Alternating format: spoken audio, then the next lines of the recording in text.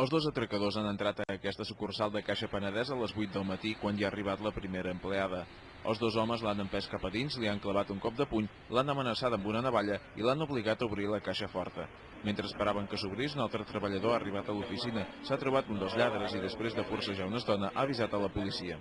Aquest ha marxat i quedava un a dintre que al veure la policia ha reculat cap a darrere i ha intentat sortir per una claraboia que té la caixa per la part de darrere, en el moment que ha aprofitat la noia per sortir corregint. La policia l'ha agafada, amb la clau d'aquesta noia ha tancat el banc i de seguida l'han detingut. Els atracadors s'han endut de la caixa forta 74.000 euros en una bossa que han abandonat durant la fugida. Els responsables de l'entitat, però, també han trobat a faltar entre 10 i 12.000 euros que segurament s'han dut l'home que ha aconseguit fugir.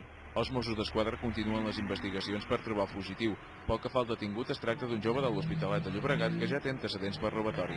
Carles Brosset, TV3, Cassà de la Selva.